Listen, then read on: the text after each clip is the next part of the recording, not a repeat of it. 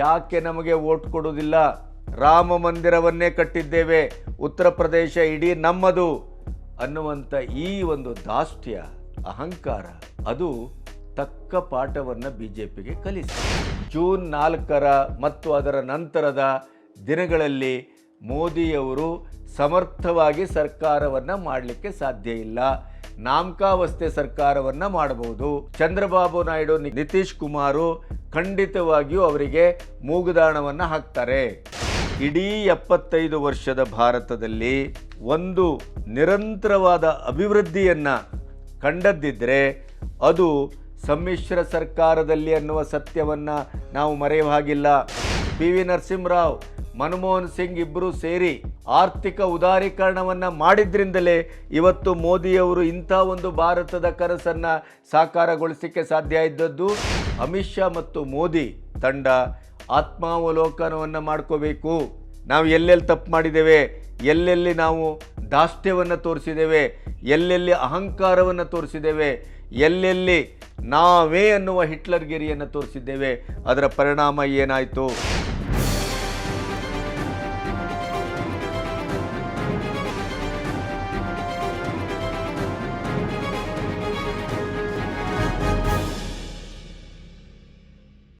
ನಮಸ್ತೆ, B Ganapati news ಚಾನಲ್ಲಿಗೆ ಸ್ವಾಗತ.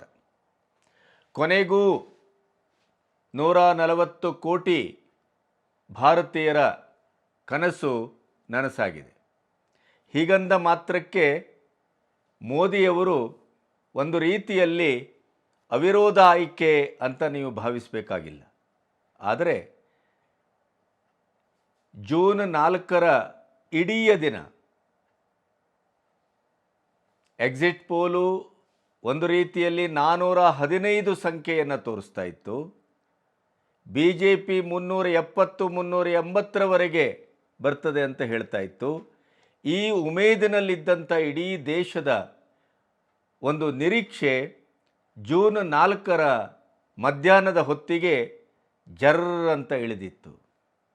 ಅನಿಶ್ಚಿತತೆ, ಅದರಲ್ಲೂ INDIA ಕೂಟ ನಾವೇ ಸರ್ಕಾರ ಮಾಡ್ತೇವೆ ಅನ್ನುವಂಥ ಒಂದು ಧಿಮಾಕನ್ನು ಸಂಜೆಯ ಹೊತ್ತಿಗೆ ತೋರಿಸಿದಾಗಲಂತೂ ಅಯ್ಯೋ, ಮೋದಿಯವರ 3ನೇ ಬಾರಿ ಫಿರ್ ಏಕ್ ಬಾರ್ ಮೋದಿ ಸರ್ಕಾರ್, ಅದರಲ್ಲೂ ಎಕ್ಸಿಟ್ ಪೋಲ್ ಆದ ಹೊತ್ತಿನಲ್ಲಿ ಮುಂದಿನ 100 ದಿನದ ನೀಲನಕ್ಷೆಯನ್ನು ತನ್ನ ಸಂಪುಟ ಸಭೆಯಲ್ಲಿ ಚರ್ಚಿಸಿದ ಪ್ರಧಾನಿಯವರ ಆ ಸಭೆಯಿಂದ ಹಿಡಿದು ಪ್ರತಿಯೊಂದು ನೆನಪಾಗಲಿಕ್ಕೆ ತೊಡಗಿತ್ತು. ಮಾಧ್ಯಮದಲ್ಲಂತೂ ಮೋದಿಯವರ ಇಡೀದಾದಂಥ 3ನೇ ಬಾರಿ ಪ್ರಧಾನಿಯಾಗುವ ಕನಸು ಅರ್ಧಚಂದ್ರಕ್ಕೆ ಇಳಿದಿದೆ. ಮೋದಿಯವರು ಪ್ರಧಾನಿಯಾಗುವುದು ಬಹುತೇಕ ಸಂದೇಹ. ಅದರಲ್ಲೂ ಚಂದ್ರಬಾಬು ನಾಯ್ಡು ಮತ್ತು ನಿತೀಶ್ ಕುಮಾರ್ ಕಿಂಗ್ ಮೇಕರ್ ಆಗಿ ಹೊರಹೊಮ್ಮಿದ ಈ ಸಂದರ್ಭದಲ್ಲಿ ಇದು ಅಸಾಧ್ಯ. ಸಾಧ್ಯತೆಯ ಪ್ರಶ್ನೆಯೇ ಕ್ಷೀಣ. ನಮ್ಮಲ್ಲಿ ಮಾಧ್ಯಮದಲ್ಲಂತೂ ಇತ್ತೀಚಿನ ದಿನಗಳಲ್ಲಿ ಒಂದು ರಾಷ್ಟ್ರೀಯ ಪ್ರಜ್ಞೆ, ರಾಷ್ಟ್ರೀಯ ಭದ್ರತೆ, ಅಖಂಡತೆ, ಭವಿಷ್ಯದ ಭಾರತ, ಭದ್ರ ಭಾರತ, ಬಲಿಷ್ಠ ಭಾರತ ಇವೆಲ್ಲವನ್ನು ನಾವು ಚರ್ಚಿಸ್ತೇವೆ.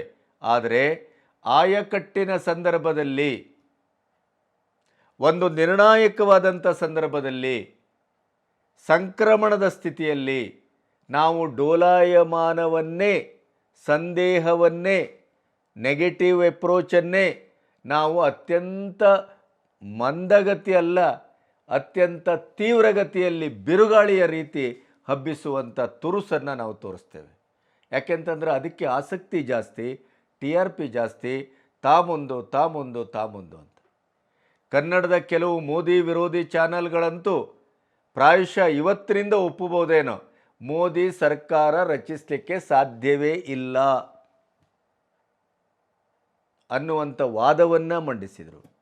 ಇನ್ನು INDIA ಅಂತೂ ಜಯರಾಮ್ ರಮೇಶ್ ಇರ್ಬೋದು, ಖರ್ಗೆ ಅವರು ಇರ್ಬೋದು, ನಮ್ಮ ಉತ್ತರ ಪ್ರದೇಶದ ಸೈಕಲ್ ಸಾಬಿ ಅಖಿಲೇಶ್ ಯಾದವ್ ಇರ್ಬೋದು, ಪ್ರತಿಯೊಬ್ಬರೂ ಕೂಡ 56 ಇಂಚು 26 ಇಂಚಿಗೆ ಇಳಿದಿದೆ. ಮೋದಿಯವರಿನ್ನು ಕಾಡಿ ಬೇಡಿ ಸರ್ಕಾರ ಮಾಡಬೇಕು, ಮಾಡಿದರೂ ಕೂಡ ಇದು ಮೋದಿಯ ಹಿಂದಿನ 10 ವರ್ಷದ ಸರ್ಕಾರ ಮಾಡಿದಾಗೆ ಮಾಡಲಿಕ್ಕೆ ಸಾಧ್ಯ ಇಲ್ಲ. ಒಂದು ರೀತಿಯಲ್ಲಿ ಮೋದಿಯವರು ತನ್ನ ಎಲ್ಲ ಸ್ವಾಭಿಮಾನದ, ತನ್ನ ಎಲ್ಲ ಧೀಮಂತಿಕೆಯ ನಡೆನುಡಿಗಳನ್ನು ಕಳ್ಕೊಂಡ್ರು ಅನ್ನುವ ರೀತಿಯಲ್ಲಿ ನೆಗೆಟಿವ್ ಆಗಿ ಪ್ರಚಾರವನ್ನು ಆರಂಭಿಸಿದರು. ಅದರಲ್ಲಿ ನೋಡಿ, ಮಾಧ್ಯಮದಿಂದ ಹಿಡಿದು ಪ್ರತಿಯೊಂದು ಕಡೆಯೂ ನಮ್ಮ ಊಹಾಪೋಹಗಳು ಎಷ್ಟು ಪ್ರಬಲವಾಗಿರ್ತವೆ, ಸತ್ಯದ ತಲೆ ಹೊಡೆದಾಗಿರ್ತವೆ ಅಂತಂದರೆ, ಇವತ್ತು ನಿಮಗೆ ಪ್ರಮಾಣ ವಚನ ಸ್ವೀಕರಿಸಿದರು.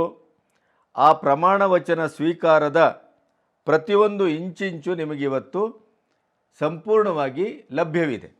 ನೋಡಿದೆ, 30 ಕ್ಯಾಬಿನೆಟ್ ಸಚಿವರು, 36 ರಾಜ್ಯ ಖಾತೆ ಸಚಿವರು, 5 ಸ್ವತಂತ್ರ ಖಾತೆ ಸಚಿವರು. ಅದರಲ್ಲಿ ಕರ್ನಾಟಕದಲ್ಲಿ 5 ಸಚಿವರು: ಪ್ರಹ್ಲಾದ್ ಜೋಶಿಯವರು, HD ಕುಮಾರಸ್ವಾಮಿಯವರು, ನಿರ್ಮಲಾ ಸೀತಾರಾಮನ್ ಅವರು ಮತ್ತು ಸೋಮಣ್ಣ, ಶೋಭಾ ಕರಂದ್ಲಾಜೆ.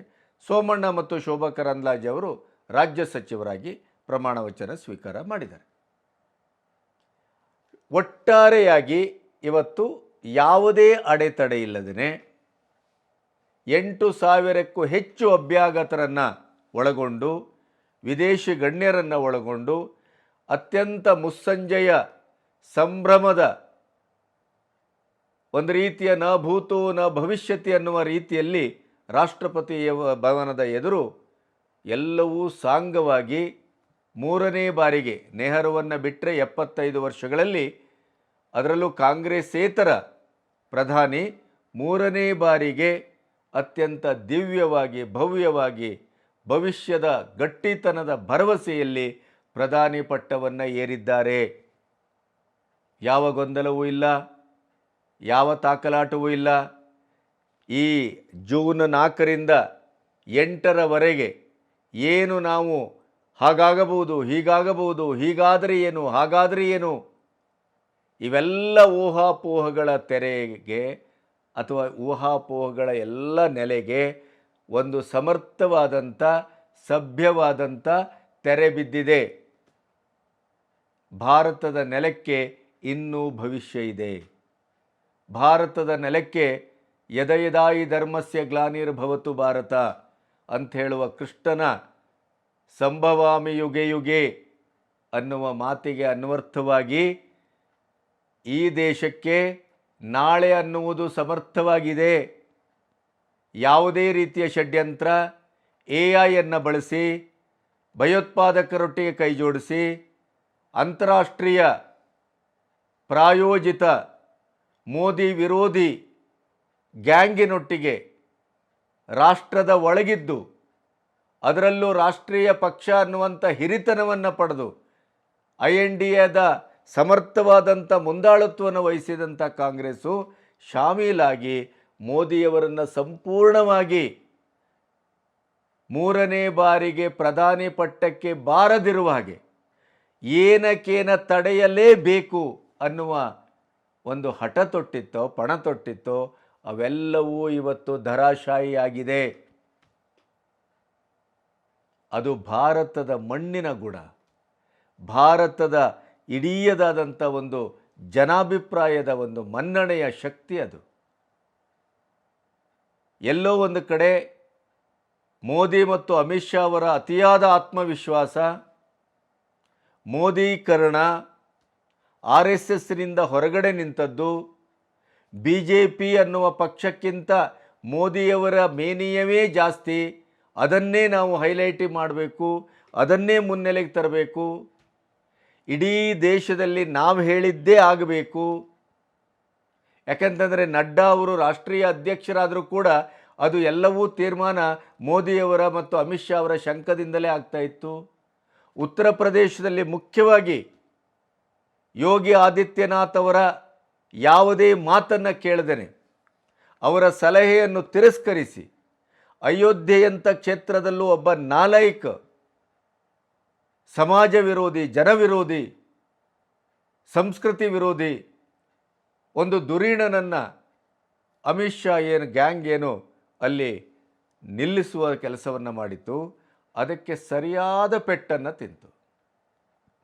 ಸ್ಥಳೀಯವಾದ ನಾಯಕರ ಅಂಬೋಣವನ್ನು, ಅಭಿಪ್ರಾಯವನ್ನು ಸ್ವೀಕರಿಸದೇ ತಾವು ನಡೆದದ್ದೇ ದಾರಿ, 10 ವರ್ಷದಲ್ಲಿ ಭಾರತವನ್ನು ಅಭಿವೃದ್ಧಿ ಮಾಡಿದ್ದೇವೆ, ಶಕ್ತಗೊಳಿಸಿದ್ದೇವೆ, 8.2 GDP ತಂದಿದ್ದೇವೆ, ಅಂತಾರಾಷ್ಟ್ರೀಯ ಮಟ್ಟದಲ್ಲಿ ಸ್ವಾಭಿಮಾನದ ಎರಕವನ್ನು ಹೊಯ್ದಿದ್ದೇವೆ, ಭಾರತಕ್ಕೆ ಒಂದು ಬಲಿಷ್ಠ ರಾಷ್ಟ್ರವಾಗುವ, ಅಭಿವೃದ್ಧಿ ಹೊಂದಿದ ರಾಷ್ಟ್ರವಾಗುವ, ಹಿರಿಯಣ್ಣನಾಗುವ ಎಲ್ಲ ಇನ್ಫ್ರಾಸ್ಟ್ರಕ್ಚರನ್ನು ನಾವು ಮಾಡಿದ್ದೇವೆ, ಯಾಕೆ ನಮಗೆ ವೋಟ್ ಕೊಡುವುದಿಲ್ಲ?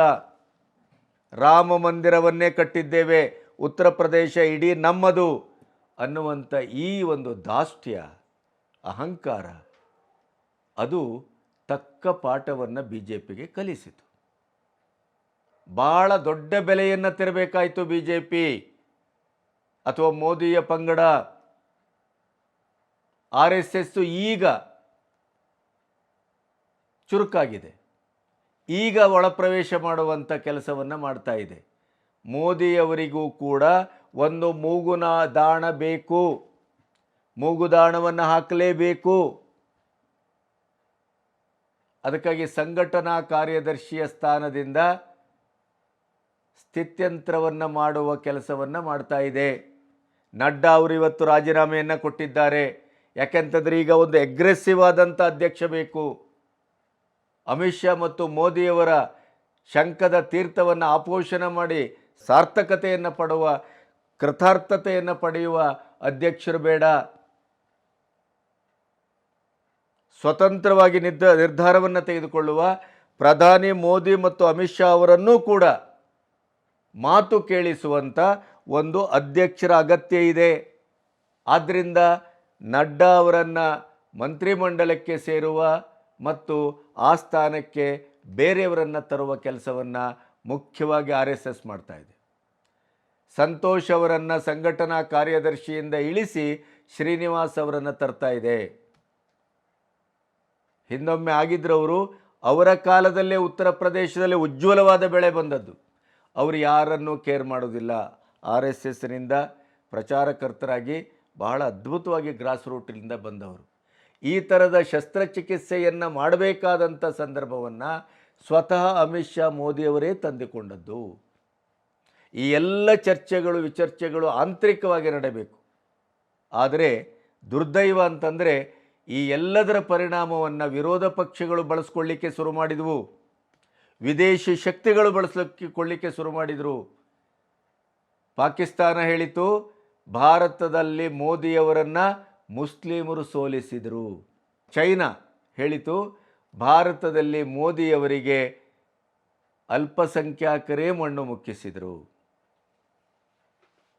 ಒಂದು ಅರ್ಥದಲ್ಲಿ ಎರಡನೇ ಹಂತದ ಮತದಾನದ ಹೊತ್ತಿಗೆ OBCಯ ಮೀಸಲಾತಿಯನ್ನು ಇಟ್ಟುಕೊಂಡು ಮೋದಿಯವರು ಮುಸ್ಲಿಂ ಸಮುದಾಯದ ವಿರುದ್ಧ ಖಡಕ್ಕಾಗಿ ಆಡಿದ ಮಾತು ಎಲ್ಲೋ ಒಂದು ಕಡೆ ಮುಸ್ಲಿಂ ಮತಗಳು ಕನ್ಸಲ್ಟೇಟ್ ಆಗಿ, ಅದು ಧ್ರುವೀಕರಣ ಆಗಿ ಒಂದು 10ರಿಂದ 12% ಆದರೂ ಈ ತ್ರಿಬಲ್ ತಲಾಖಿನ ಪರಿಣಾಮವಾಗಿ ಮಹಿಳೆಯರ ಮತ ಬರಬಹುದು ಅಂತ ನಿರೀಕ್ಷೆ ಮಾಡಿದ್ದು ಕೂಡ ಸುಳ್ಳಾಯಿತು. ಹೀಗೆ ವ್ಯಾಖ್ಯಾನ ಮಾಡಿದಾಗ ಕೆಲವರು ನಮ್ಮ ಹಿತೈಷಿಗಳು ಹೇಳಲಿಕ್ಕುಂಟು, ಈಗಲೂ ಆ ಮಾತನ್ನು ಮೋದಿಯವರು ಆಡದೇ ಇದ್ದರೆ ಇನ್ಯಾವಾಗ? ಮೋದಿಯವರು ಈಗ ಅಷ್ಟೇ ಖಡಕ್ಕಾಗಿ ಮಾತಾಡಬೇಕು. ಇನ್ನೂ ಕಾಲ ಮತ್ತೆ ನಾವು ಮುಂದಿನದನ್ನು ನಿರೀಕ್ಷೆ ಮಾಡಲಿಕ್ಕೆ ಸಾಧ್ಯ ಇಲ್ಲ.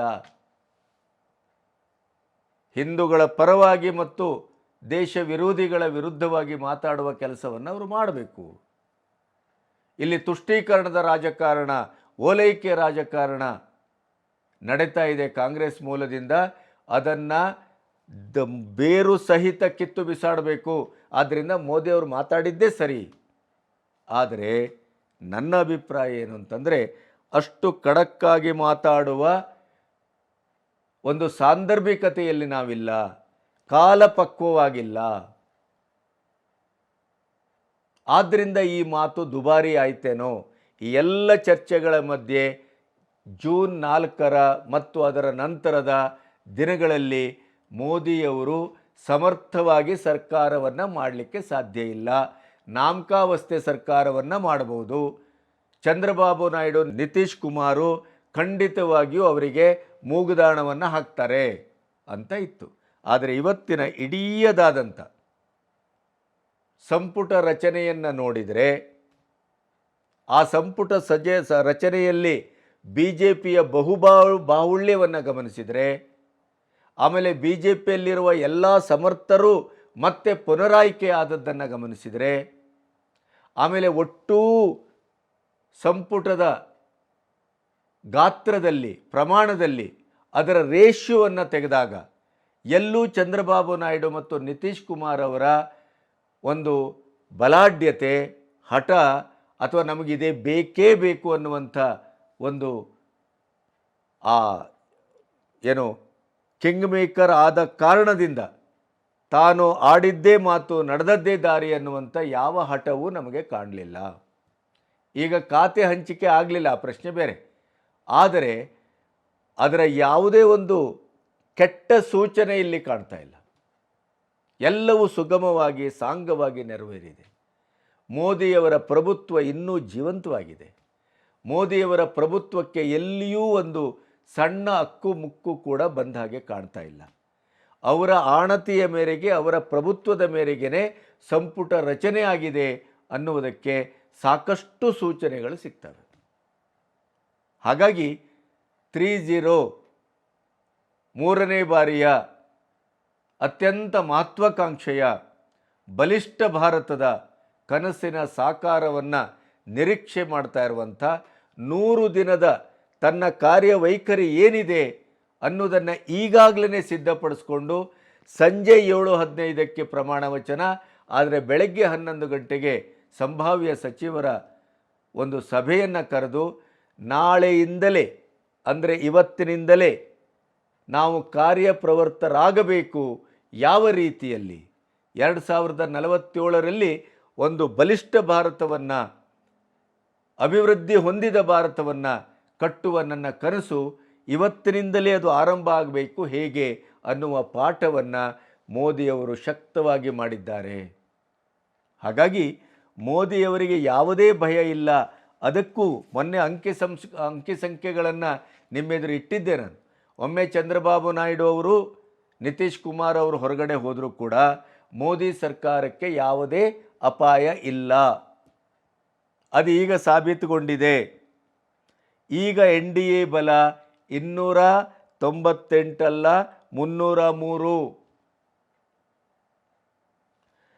11 ಪಕ್ಷೇತರರು ಈಗಾಗಲೇ ಸ್ವ ಇಚ್ಛೆಯಿಂದ ಬೆಂಬಲವನ್ನು ಘೋಷಿಸಿ ಆಗಿದೆ. ಉದ್ಧವ್ ಠಾಕ್ರೆ ಬಣವನ್ನು ಸಂಪರ್ಕಿಸಿದ್ದು ಯಶಸ್ಸಿನ ನಿರೀಕ್ಷೆಯ ಹಾದಿಯಲ್ಲಿದೆ. ಹಾಗಾಗಿ ಮೋದಿಯವರ ಸರ್ಕಾರದ ಭದ್ರತೆಗೆ ಅಥವಾ ಅವರ ಧೀಮಂತ ಆಡಳಿತಕ್ಕೆ ಕಳೆದ 10 ವರ್ಷದಲ್ಲಿ ಅವರು ಏನನ್ನು ಸಾಧಿಸಿದರು, ಯಾವ ರಿದಮ್ಮಲ್ಲಿ, ಆ ರಿದಮ್ಗೆ ಯಾವುದೇ ಹೊಡೆತ ಬರಲಿಕ್ಕೆ ಸಾಧ್ಯ ಇಲ್ಲ ಅನ್ನೋದು ಇವತ್ತಿನ ಪ್ರಮಾಣ ವಚನದ ಸಂದರ್ಭ ನಮಗೆ ಬಹಳ ಬಹಳ ಸ್ಪಷ್ಟಪಡಿಸಿದೆ. ನಿದ್ದೆಗೆಟ್ಟ ಭಾರತ ಅತ್ಯಂತ ಖುಷಿಯಲ್ಲಿ ನಿದ್ದೆ ಮಾಡಿದೆ. ನಿನ್ನೆ ಅತ್ಯಂತ ಸಂತೋಷವನ್ನು ಅನುಭವಿಸಿದೆ.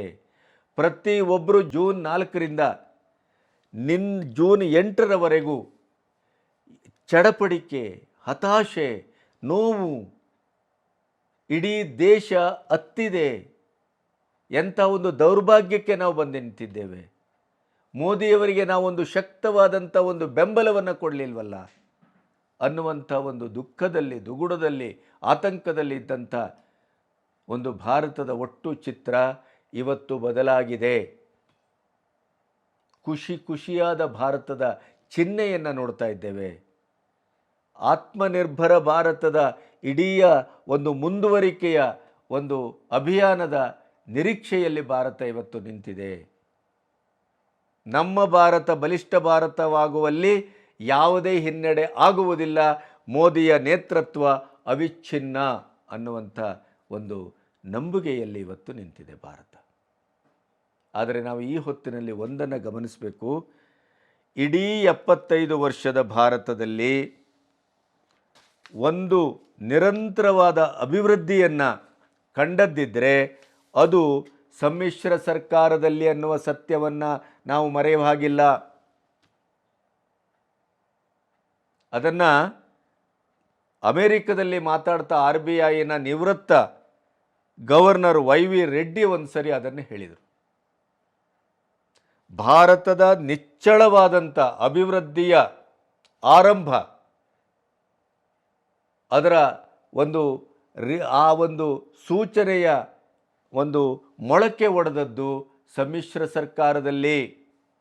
ಅದಕ್ಕೆ ಅವ್ರು ಹೇಳ್ತಾರೆ 1989ರಲ್ಲಿ ಜನತಾ ಪಕ್ಷದ ಒಂದು ಅಧಿಕಾರಕ್ಕೆ ಬಂದಾಗ VP ಸಿಂಗ್ ಅವರು 10 ವರ್ಷ ನೆನೆಗುದಿಗೆ ಬಿದ್ದಂಥ ಮಂಡಲ್ ಆಯೋಗದ ವರದಿಯನ್ನು ಬಹಳ ಪ್ರತಿಕೂಲ ವಾತಾವರಣದಲ್ಲೂ ಕೂಡ ಅದನ್ನು ಜಾರಿಗೆ ತರುವಂಥ ಸಮರ್ಥ ಕೆಲಸವನ್ನು ಮಾಡಿದರು.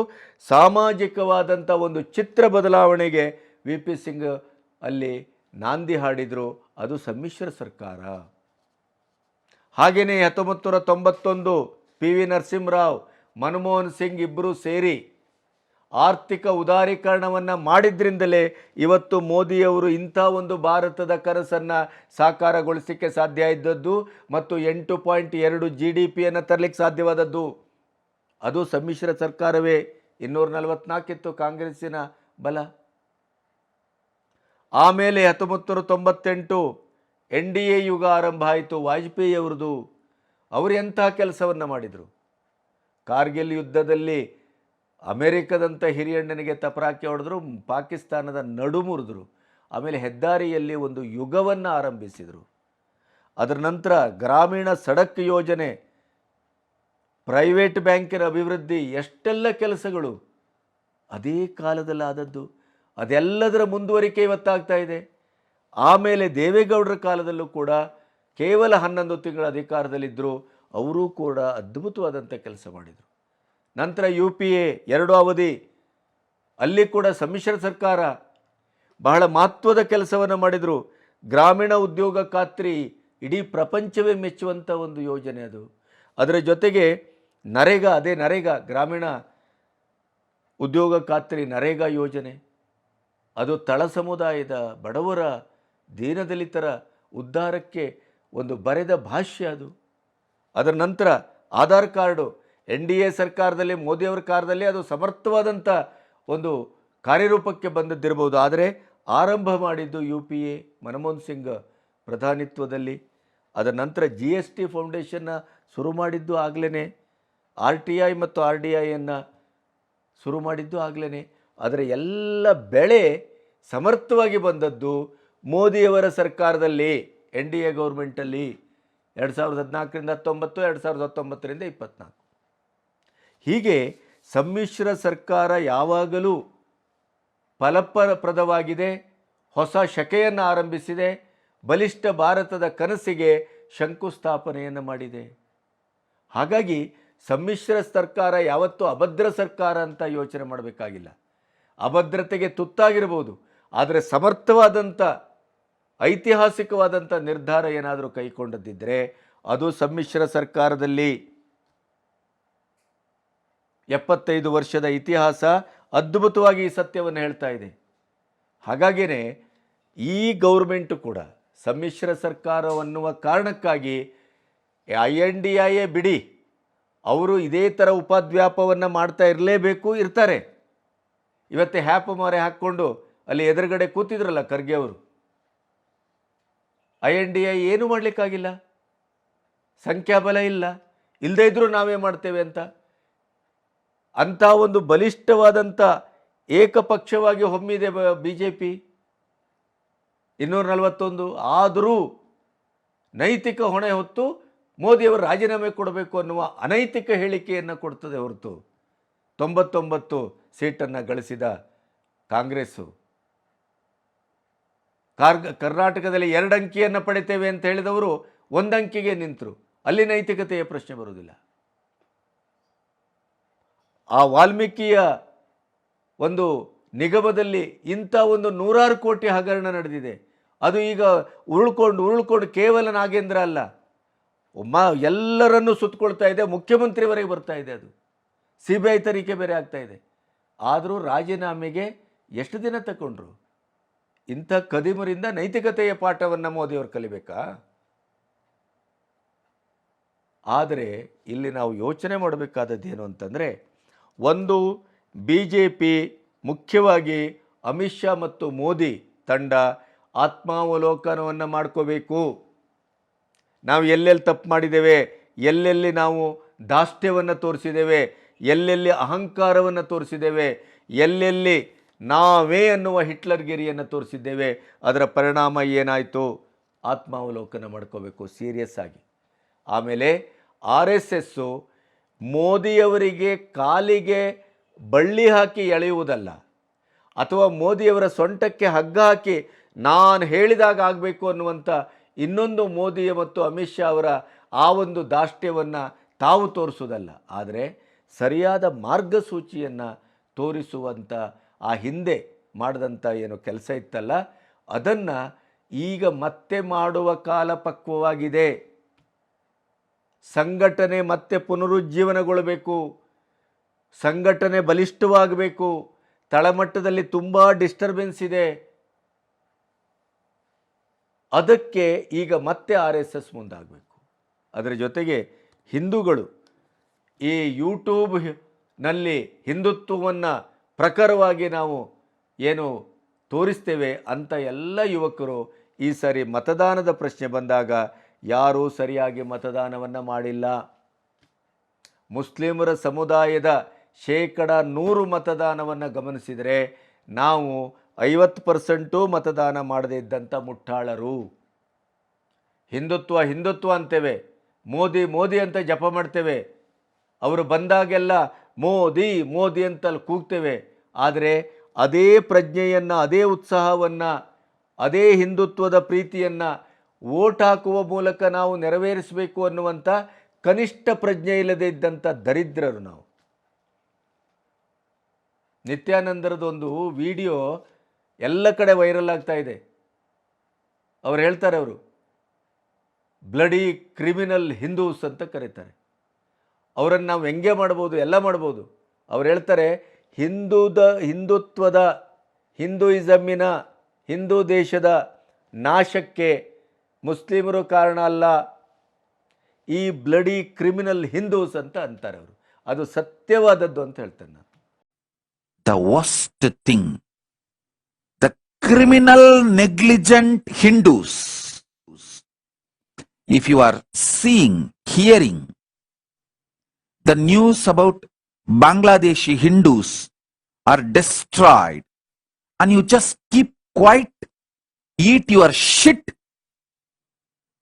and live your third-rate life, you are a criminal negligent Hindu, and your son, your next generation is not only not going to be Hindu, you don't have a right to have someone who is going to carry your name. That's why you are going to lose it. Criminal negligent society has no right to exist. You have no right to have future. One of the worst thing these criminally negligent Hindus tell is, they always think the Hinduism will be protected by somebody else. To justify their criminal negligence, they think, oh, Sanatana Hindu Dharma, it can never be destroyed. Bloody. Dash, dash, dash, dash, dash. Put beep sound and fill all the dirty words in this gap. 100% ಸತ್ಯವಾದದ್ದು. ಅದರಲ್ಲಿ ಯಾವುದೇ ರೀತಿಯ ಅನುಮಾನ ಇಲ್ಲ. ನಾವು ಈಗ ಈ ಹೊತ್ತಿನಲ್ಲಿ ನಾವು ಆತ್ಮಾವಲೋಕನವನ್ನು ಮಾಡ್ಕೋಬೇಕು, ನಾವು ಬದಲಾಗಬೇಕು. ನಾವು ಪ್ರತಿಯೊಬ್ಬರು ಅವತ್ತು ಪ್ರವಾಸಕ್ಕೆ ಹೋಗೋದಲ್ಲ, ವೋಟ್ ಹಾಕಬೇಕು. ಈ ದೇಶವನ್ನು ಉಳಿಸಬೇಕು ಅಂದರೆ ವೋಟ್ ಹಾಕಬೇಕು. ಅಂಥ ಒಂದು ಸಂಕ್ರಮಣ ಸ್ಥಿತಿಯಲ್ಲಿ ನಾವು ನಿಂತಿದ್ದೇವೆ. ಯಾವುದೇ ಕಾರಣಕ್ಕೂ ಮೋದಿಯವರಿಗೆ ಯಾವುದೇ ತೊಂದರೆಗಳಿಲ್ಲ. ಅವರು ಬಲಿಷ್ಠ ಭಾರತದ ಕನಸನ್ನು ಈಡೇರಿಸಲಿಕ್ಕೆ ಬಲಿಷ್ಠವಾದ ಹೆಜ್ಜೆಯನ್ನು ಇಟ್ಟಿದ್ದಾರೆ. ಚಂದ್ರಬಾಬು ನಾಯ್ಡು, ನಿತೀಶ್ ಕುಮಾರ್ ಕೂಡ ಸಾಂಘಿಕವಾಗಿ ಮೋದಿಯವರಿಗೆ ದೇಶಕ್ಕಾಗಿ, ದೇಶದ ಅಭಿವೃದ್ಧಿಗಾಗಿ, ದೇಶದ ಬಲಿಷ್ಠತೆಗಾಗಿ, ದೇಶದ ಇನ್ನೂ 2047ರ ಮೋದಿಯವರ ಕನಸಿನ ಅಭಿವೃದ್ಧಿ ಹೊಂದಿದ ಭಾರತದ ಒಂದು ಅನುಷ್ಠಾನಕ್ಕಾಗಿ ನಾವು ಕೈ ಜೋಡಿಸಿದ್ದೇವೆ. ಅವರಿಗೆ ಉರುಳಾಗುವುದೂ ಇಲ್ಲ, ಅವರಿಗೆ ನಾವು ಕೊರಳಾಗ್ತೇವೆ ಅನ್ನುವಂಥ ಮಾತನ್ನು ಏನು ಇಬ್ಬರೂ ಹೇಳಿದ್ದಾರೆ, ಅದಕ್ಕೆ ತಕ್ಕಾಗಿ ಅವರು ನಡ್ಕೊಂಡಿದ್ದಾರೆ ಅನ್ನೋದಕ್ಕೆ ಇವತ್ತಿನ ಸಂಪುಟದ ರಚನೆ ಒಂದು ಬಹಳ ದೊಡ್ಡ ಸಾಕ್ಷ್ಯವನ್ನು ಕೊಟ್ಟಿದೆ. ಆಮೇಲೆ INDIಗೆ ಸ್ಪಷ್ಟವಾದ ಸಂದೇಶವನ್ನು 4ನೇ ಬಾರಿ ನಿಮಗೆ ಈ ಸಂದರ್ಭದಲ್ಲಿ ಪ್ರಮಾಣ ವಚನ ಸ್ವೀಕರಿಸುವ ಯಾವ ಅವಕಾಶವನ್ನೂ ನಿಮಗೆ ಕೊಡುವುದಿಲ್ಲ. ಇದು ಮೋದಿ ಕೊಟ್ಟಂಥ ಸಂದೇಶ. ಹಾಗಾಗಿ ಯಾರೂ ಯೋಚನೆ ಮಾಡಬೇಕಾಗಿಲ್ಲ, ಯಾರೂ ಚಿಂತಿಸಬೇಕಾಗಿಲ್ಲ, ಯಾರೂ ಪರಿತಪಿಸಬೇಕಾಗಿಲ್ಲ. ಭಾರತ ಬಲಿಷ್ಠವಾಗಿದೆ. ಮೋದಿಯವರ ಸರ್ಕಾರ ಬಹಳ ದೃಢವಾಗಿದೆ. ಅವರು ಬಹುಶಃ ಕಳೆದ 10 ವರ್ಷದಲ್ಲಿ ಏನು ಬಿರುಸಿನ ತುರುಸಿನ ಆಡಳಿತವನ್ನು ಮಾಡಿದರು, ಅದರ 2 ಪಟ್ಟು ಕ್ರಿಯಾಶೀಲತೆಯಲ್ಲಿ ಮತ್ತು ಆತ್ಮವಿಶ್ವಾಸದಲ್ಲಿ ಮುನ್ನುಗ್ಗುವ ಮತ್ತು ವಿರೋಧಿಗಳಿಗೆ ಅತ್ಯಂತ ಆಘಾತವನ್ನು ಕೊಡುವಂಥ ಮಟ್ಟದಲ್ಲಿ ಅವರು ಅಭಿವೃದ್ಧಿಯ ಭಾರತದ ಕನಸನ್ನು ಸಾಕಾರಗೊಳಿಸ್ತಾರೆ ಅನ್ನುವಂಥ ವಿಶ್ವಾಸ ಇಡೀ ದೇಶಕ್ಕೆ ಬಂದಿದೆ. ಆದ್ದರಿಂದ ನಾವೆಲ್ಲ ಸಂತೃಪ್ತರು, ಸೌಭಾಗ್ಯವಂತರು. ಈ ದೇಶ ಒಂದು ರೀತಿಯಲ್ಲಿ ಪುಣ್ಯ ಮಾಡಿದೆ ಅಂತ ನಾನು ಭಾವಿಸ್ತೇನೆ. ನಮಸ್ತೆ.